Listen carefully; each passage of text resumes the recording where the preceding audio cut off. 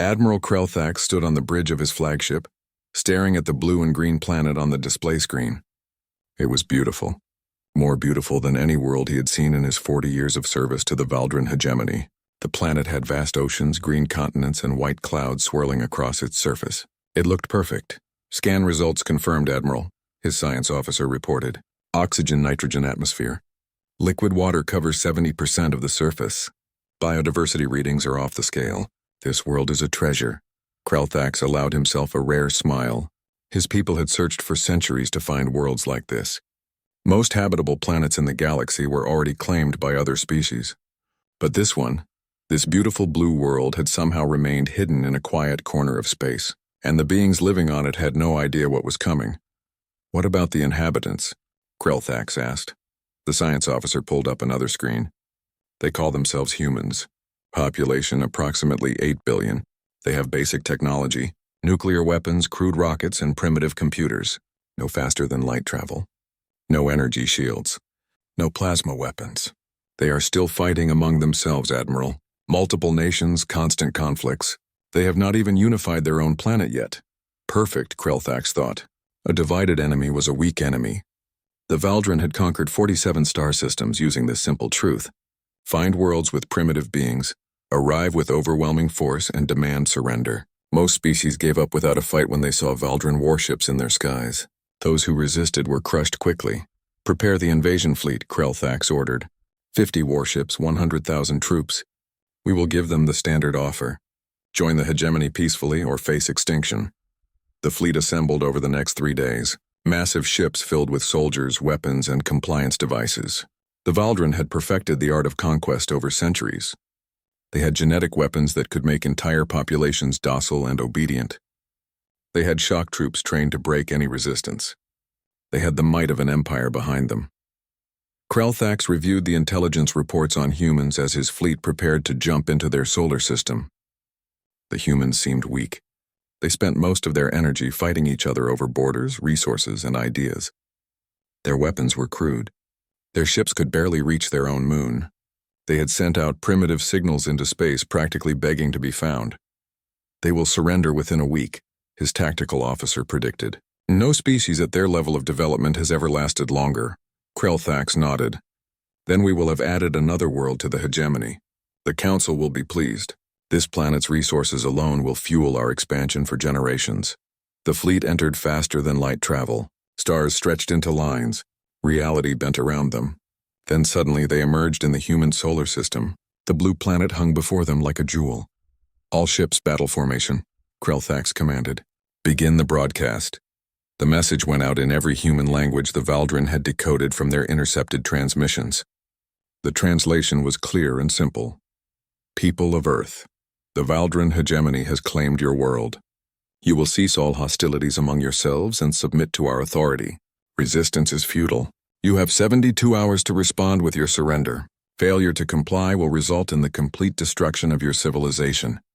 Krelthax expected immediate panic. His sensors could detect the electromagnetic chatter of human communications networks. They should be flooding with terrified messages. Leaders should be scrambling to respond. Cities should be descending into chaos. Instead, there was silence. 12 hours passed. 24 hours. 48 hours. The humans said nothing. Their communications continued, but they were encrypted. The Valdren could not break the codes. This was unusual. Most primitive species had simple encryption that the hegemony could crack easily. Are they paralyzed with fear? The tactical officer wondered. Perhaps, Krelthax said, though something felt wrong. He had been in dozens of invasions. He knew what fear looked like from space. This was not fear. This was something else. On the 72nd hour, a response finally came. It was a simple text message in the Valdren language which surprised Krelthax. How had they learned it so quickly?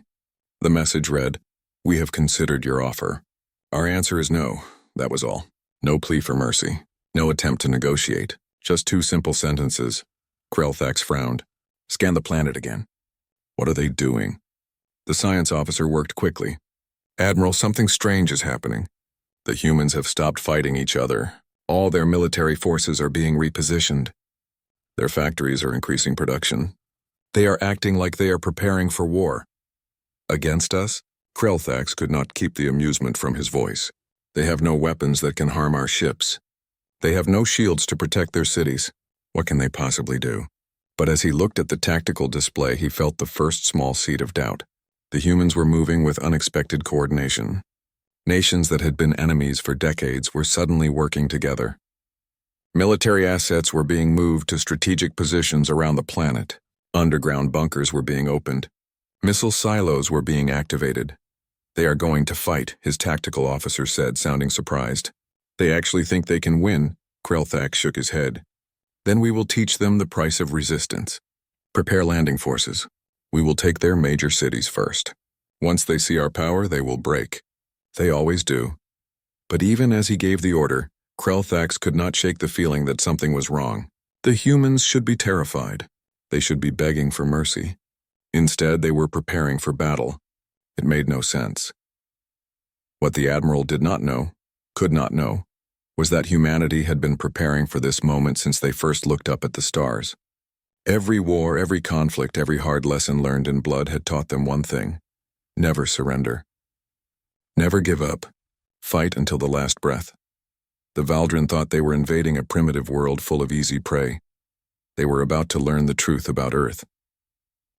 The Valdrin landing ships descended through Earth's atmosphere like falling stars. Krelthax watched from orbit as 12 strike teams headed toward 12 major human cities: New York, Beijing, Moscow, London, Tokyo, Delhi, São Paulo, Cairo, Sydney, Paris, Mexico City, and Lagos. Take the capitals and major centers and the planet would fall. It was a proven strategy. Landing teams report ready for deployment, the communications officer announced. All shock troops are armed and prepared. Krelthax nodded. Begin the operation. Show them our power. The first ships landed in New York City at dawn. The massive Valdrin transports touched down in Central Park, crushing trees beneath their weight. Ramps extended and shock troops poured out. They were 3 meters tall, heavily armored, and carrying plasma rifles that could melt through steel. They expected to see humans running in terror. Instead, they were met with gunfire. Human soldiers had positioned themselves in the buildings surrounding the park. Bullets tore through the air. The Valdrin armor could stop most of the rounds, but the humans kept firing. They did not run. They did not surrender. They just kept shooting. Return fire! The Valdrin ground commander ordered. Plasma bolts lit up the morning sky. Buildings exploded. Concrete and glass rained down. But the humans did not stop. When one soldier fell, another took their place. When a building was destroyed, fire came from another direction. In Beijing, the story was the same. Valdrin troops landed near Tiananmen Square and immediately came under attack from Chinese military forces. Tanks rolled into position. Artillery shells rained down. The humans fought with a coordination that surprised the Valdrin commanders. In Moscow, the Russians used their harsh winter to their advantage. Valdrin troops, used to controlled climate ships, struggled in the freezing temperatures. Human soldiers wearing thermal gear attacked from the snow and disappeared like ghosts. Krelthax watched the reports come in, his confusion growing into concern. Every landing site was facing heavy resistance. The humans were not acting like primitives. They were fighting like experienced warriors. Casualties? He demanded. 2,000 Valdrin troops down in the first hour, his tactical officer reported, his voice shaking. The humans are using tactics we have never encountered. They are hiding in their cities, using the buildings as cover. They are attacking from underground tunnels. They are sacrificing themselves with explosive devices. Impossible, Krelthax said. They are primitives. They should be terrified. But the evidence was clear on every screen. In Tokyo, a group of human soldiers had rigged an entire building with explosives. When Valdrin troops entered, they detonated it, killing 300 aliens and themselves. In London, humans were using the ancient subway tunnels to move troops unseen, appearing behind Valdrin lines and then vanishing. Admiral, we are receiving intelligence from the captured data networks, the science officer said. You need to see this. Krelthax looked at the screen. It showed human history, thousands of years of warfare, humans fighting with swords, guns, bombs, and chemical weapons, wars that killed millions, conflicts that lasted decades, weapons designed for one purpose: killing other humans efficiently. They have been at war their entire existence, the science officer said quietly. Every major nation on this planet has refined the art of killing into a science. They have studied tactics, strategy, and weapons design for thousands of years. They do not have space weapons because they have been too busy perfecting ways to kill each other on their own planet. Krelthax felt something he had not felt in years. Fear. Deploy the genetic compliance weapon, he ordered. We will make them docile. It has never failed. The weapon was the Valdrin's secret advantage. It was a bioweapon that altered brain chemistry, making populations calm and obedient. It had ended rebellions on a dozen worlds without firing a shot. Invisible, odorless, it spread through the air and made entire cities peaceful within days. The Valdrin released it over all 12 landing sites. 3 days later, the reports came back. The weapon had affected 12% of the human population. The other 88% were completely immune. Human genetic diversity was too vast. The weapon had been designed for species with minimal genetic variation. Humans had too many differences between populations, between individuals. What worked on one human did not work on another. Worse, human scientists had captured samples of the weapon. They were analyzing it. Admiral, the science officer reported 1 week after the invasion began, the humans have created a counter-agent to our compliance weapon. They are distributing it to their populations. Our weapon is now useless. Krelthax stood frozen. How was this possible? The humans had no knowledge of Valdrin biotechnology. Yet in 1 week they had not only analyzed it, but created a defense against it. On the ground, the battles intensified. Humans began using tactics that no civilized species would consider. They poisoned water supplies in areas where Valdrin troops were positioned. They used their own captured plasma weapons against the invaders. They sent children carrying bombs into Valdrin camps, knowing the aliens would not suspect them. In one particularly brutal encounter, a human military base was surrounded by 5,000 Valdrin troops. The commander demanded surrender. Instead, the humans detonated their entire ammunition stockpile, creating an explosion that killed everyone within 2 kilometers, including 3,000 Valdrin soldiers. The message was clear. Humans would rather die than submit. Krelthax received a transmission from one of his ground commanders. The commander's voice was filled with panic. Admiral, we request immediate extraction. These beings are not normal. They fight without fear. They die without hesitation. They turn everything into a weapon. One of my soldiers was killed by a human using a sharpened piece of metal. Another was poisoned by their primitive chemical weapons. They are learning to use our own equipment against us. Yesterday, they captured one of our armored vehicles and used it to attack another landing site. These are not primitives, Admiral. These are demons. Krelthax made his decision. Begin evacuation of ground forces. Pull back to orbit. Admiral, the Hegemony Council will not accept retreat, his tactical officer warned. The Hegemony Council is not here, Krelthax snapped. They are not watching their soldiers die to beings that should not be able to fight back. Evacuate now. As the Valdrin ships began lifting off, human forces pursued them. Anti-aircraft weapons that should have been too primitive to threaten advanced ships somehow found their marks. The humans had modified their missiles, studied the Valdrin shields, and found weaknesses. When the last Valdrin ship left Earth's atmosphere, Krelthax looked at his casualty reports. 23,000 troops dead, 8 ships damaged, and they had held not a single human city. What are these beings? His tactical officer whispered. Krelthax did not answer. He was too busy composing a message to the Hegemony Council. A message that would change everything. Abort mission. Request immediate extraction. We have made a grave mistake. The Valdrin fleet regrouped in high orbit, licking their wounds. Krelthax had sent his distress message to the Hegemony Council, but the nearest reinforcements were months away. For now, his fleet was alone above a planet that had just proven to be far more dangerous than anyone had imagined. Maintain defensive positions, Krelthax ordered. Do not let any human craft approach our ships. But the humans were not done. Not even close. On Earth, something unprecedented was happening. Nations that had been enemies for generations were now working together as one. The United States shared military technology with Russia. China collaborated with Japan. India worked alongside Pakistan. Old hatreds were set aside because humanity faced something more important, an external threat. In a secure facility beneath the Swiss Alps, Human scientists examined the captured Valdrin technology.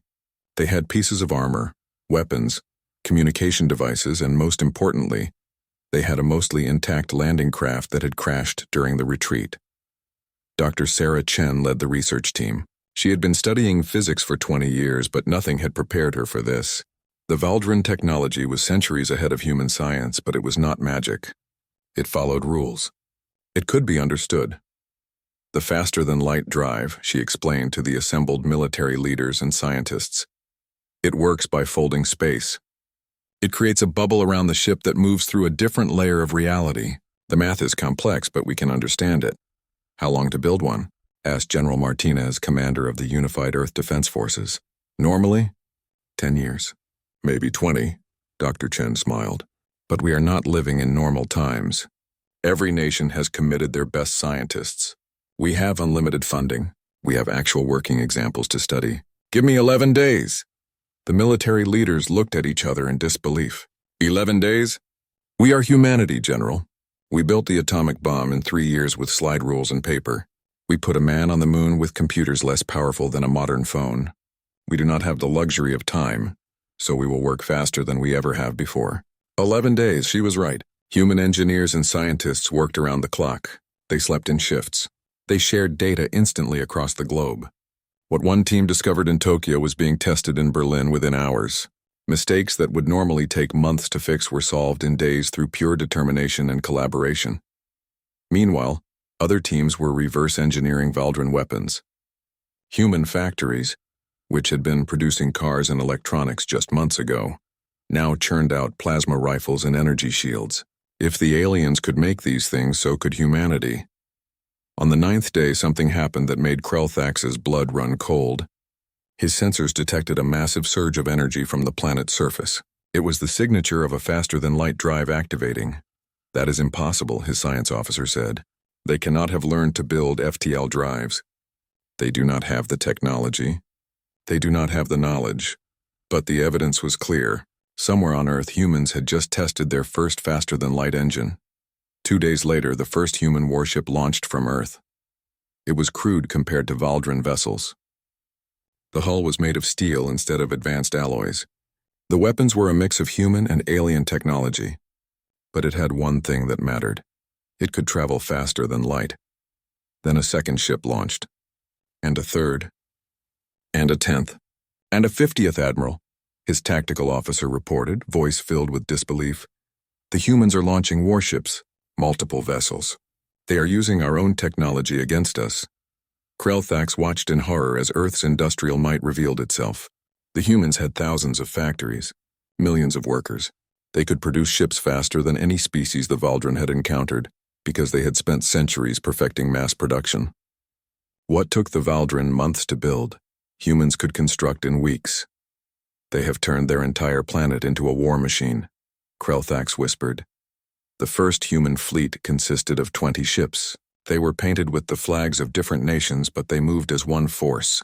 At their head was the UES Defiance, commanded by Admiral Lisa Zhang of the Unified Earth Forces. Valdrin fleet. Her voice came over the communication channel in perfect Valdrin language. You came to our world. You tried to conquer us. You killed our people. Now we are giving you one chance.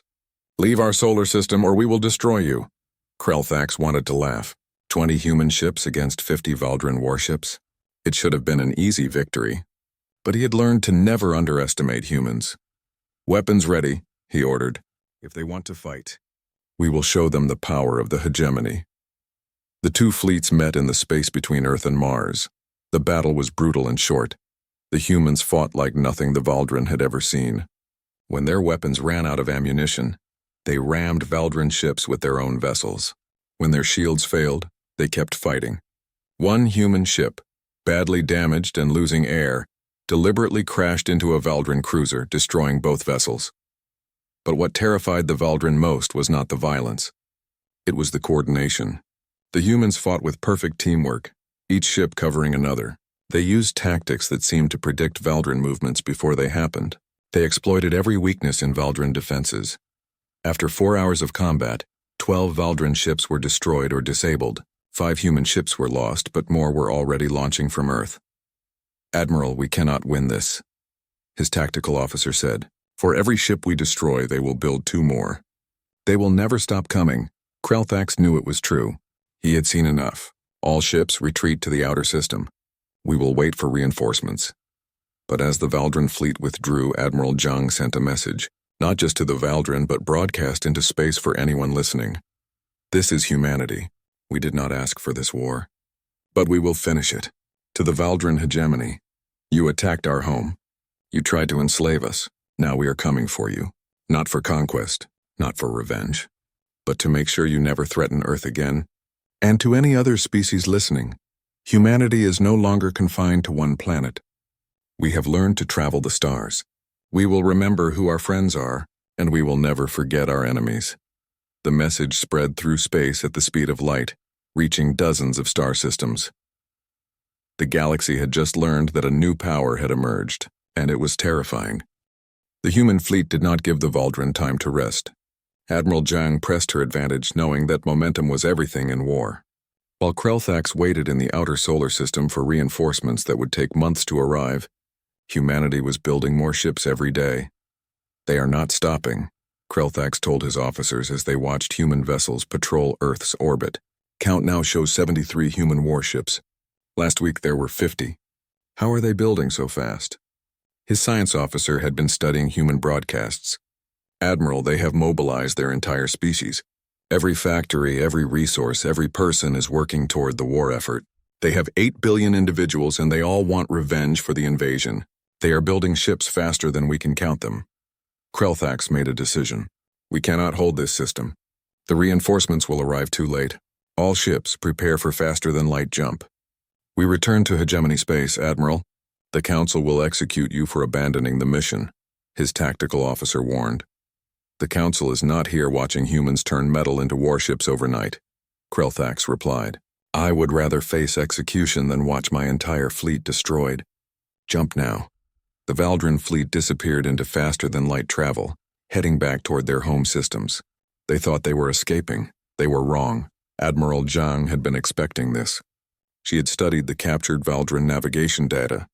She knew where they would run, and she had a surprise waiting. "Follow them," she ordered. "All ships engage FTL drives. We pursue." The human fleet jumped after the retreating Valdren. This was humanity's first time traveling to another star system. It should have been a moment of celebration, of wonder. Instead, it was a pursuit of war. The Valdren emerged from FTL near one of their border colonies, a planet called Vrendath. It was a mining world with a small defense garrison. Krelthax planned to resupply there and fortify his position.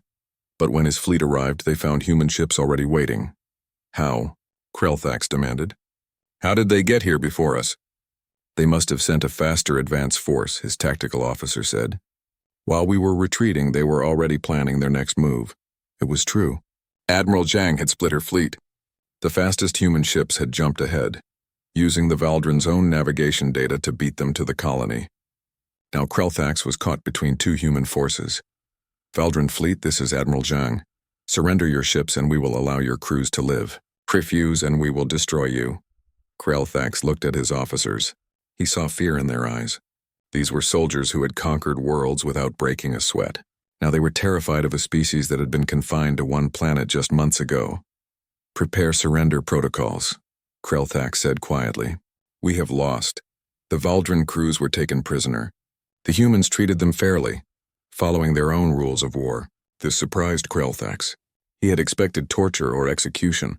Instead, human doctors treated wounded Valdren soldiers. Human officers ensured prisoners received food and water. "Why?" Krelthax asked Admiral Zhang when they met face to face. "We invaded your world. We tried to enslave your people.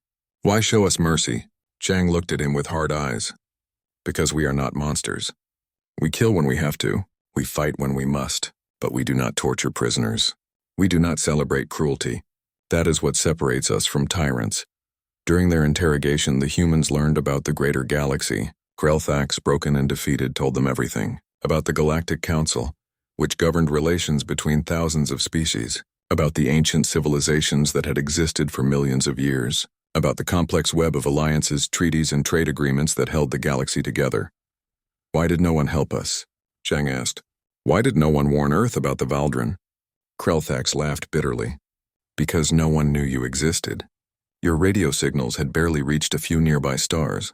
And even if they had found you, why would they care? The galaxy is vast. One more primitive species being conquered by the hegemony is not unusual. It happens all the time. Not anymore, Zhang said. Back on Earth, human leaders were making plans. President Martinez of the Unified Earth Government addressed the planet in a broadcast that was translated into every language. People of Earth, we have won our first victory. But this war is not over. We have learned that we are not alone in the universe. There are thousands of intelligent species out there, some peaceful, some dangerous. We must be ready. We must be strong, and we must show the galaxy that humanity will not be conquered or enslaved. We go forward into the stars, not as conquerors, but as defenders of our freedom and our future. Human colony ships began launching, not just warships, but civilian vessels carrying families, scientists, engineers. Humanity was spreading into space like water breaking through a dam. They established bases on Mars, mining operations in the asteroid belt, and soon, colonies in nearby star systems. The galaxy watched with growing alarm. Intelligence reports spread through the Galactic Council. A species called humanity had defeated a hegemony invasion fleet. They had reverse-engineered faster-than-light travel in less than 2 weeks. They were expanding at an unprecedented rate. They fought with a ferocity that terrified even veteran military commanders. The Galactic Council convened an emergency session for the first time in 200 years. Representatives from hundreds of species gathered on the neutral world of Paxra to discuss what to do about humanity. The Valdran representative stood before the council, requesting military intervention. The humans are dangerous. They are aggressive. They will threaten the peace we have maintained for millennia. We must stop them now before they become unstoppable. But other species were not so sure. The Zithara, an ancient reptilian species, spoke against intervention. The Valdran attacked Earth without provocation. The humans defended themselves. That is their right. Should we punish them for refusing to be slaves? The debate raged for days. Some species wanted to quarantine Earth to prevent humans from spreading further. Others wanted to welcome humanity into the galactic community. Some wanted to study them, to understand what made them so different. Finally, a decision was made. The Galactic Council would send a delegation to Earth, not to threaten but to talk, to negotiate, to see if humanity could be reasoned with. The message was sent. People of Earth, this is the Galactic Council. We wish to speak with your leaders.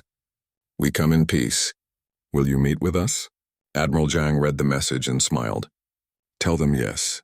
Tell them humanity is ready to take its place in the galaxy, on our terms. The Galactic Council's delegation arrived at Earth 3 months after the war ended. Their ship was massive and elegant, designed to impress and intimidate. It had visited 1,000 worlds, carried ambassadors to countless negotiations. But as it entered Earth's solar system, the crew felt something they rarely experienced: nervousness. Human warships surrounded them immediately, not threatening, but watchful. Over 200 vessels now patrolled Earth's space.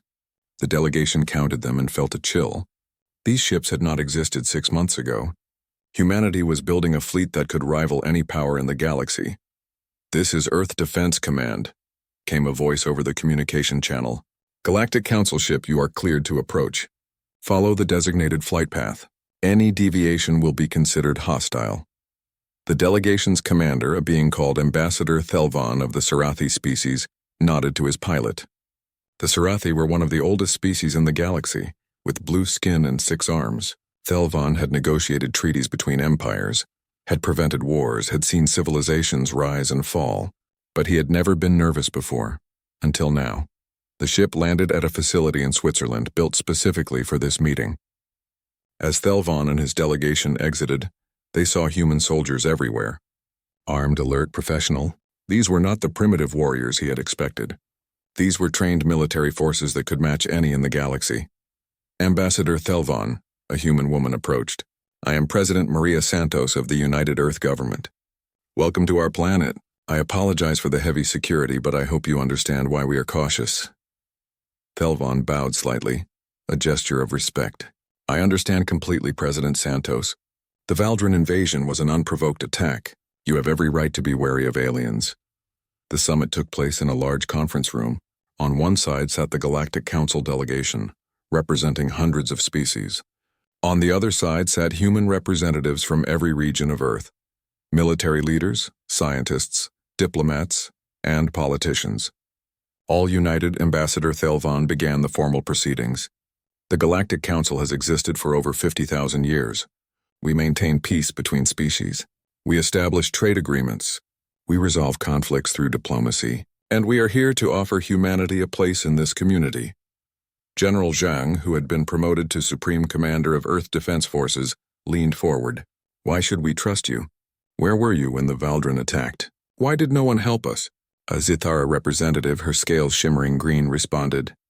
We did not know you existed. By the time we detected the conflict, you had already won. The galaxy is vast, General. We cannot monitor every system. But you knew about the Valdren, President Santos said. You knew they conquered primitive species. You did nothing to stop them. You allowed them to build an empire on slavery and conquest. Uncomfortable silence filled the room. Thelvon sighed. You are correct.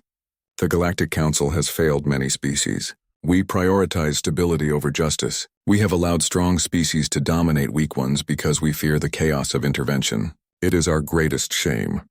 At least you are honest, Santos said. So tell us, what do you want from humanity? Thelvon spread his 6 hands. We want to understand you. You defeated the Valdren in weeks.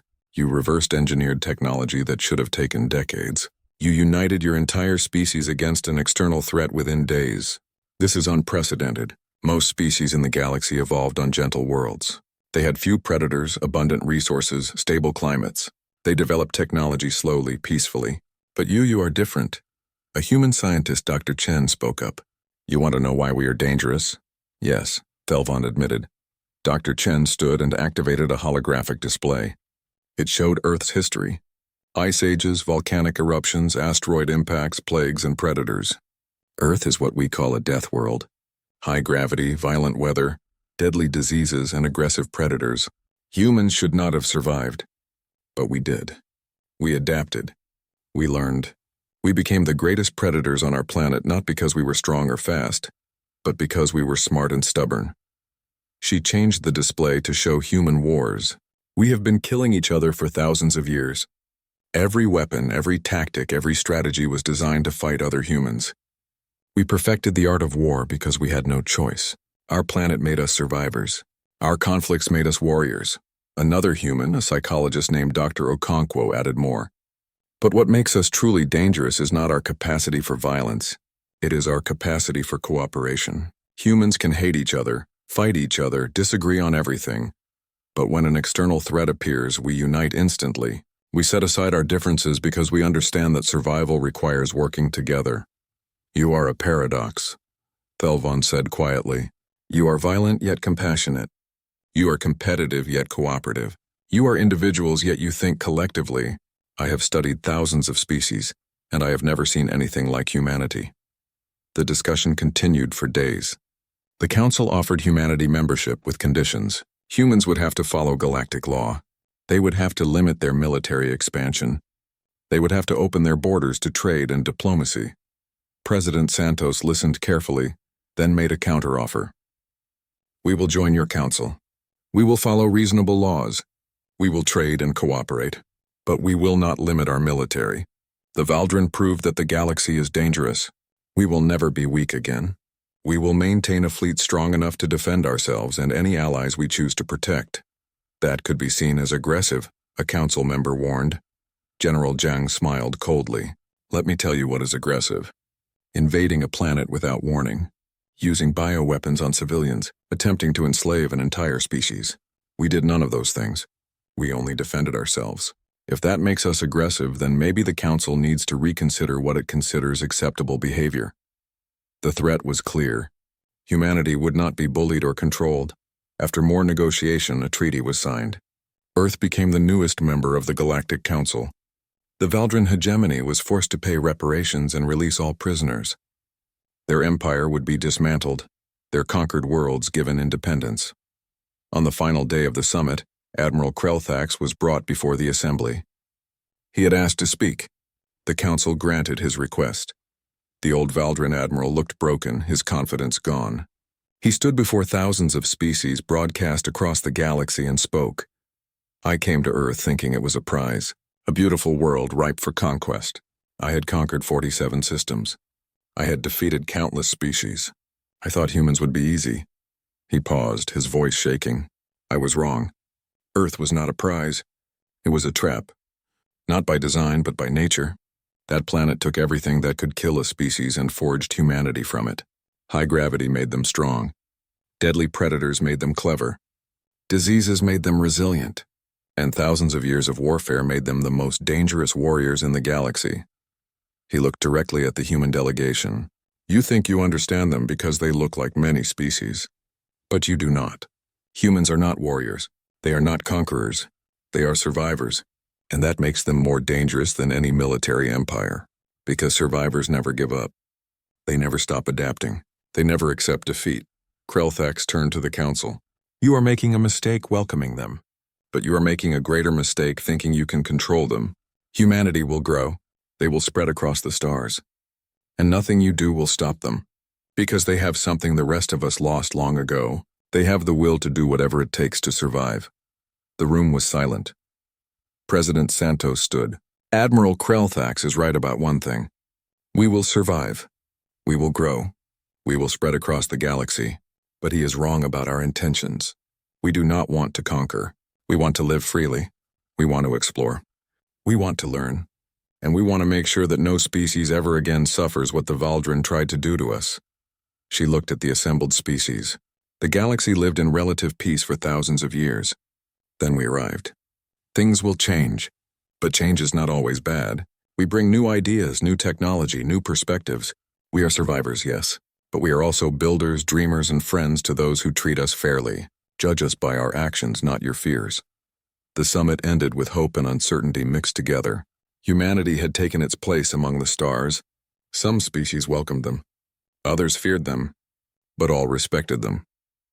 As the Galactic Council's ship prepared to leave Earth, Ambassador Thelvon looked back at the blue planet. Somewhere down there, human children were being born. Human scientists were making new discoveries. Human engineers were building ships that would carry them to distant stars. The galaxy would never be the same. And perhaps, Thelvon thought, that was exactly what the galaxy needed.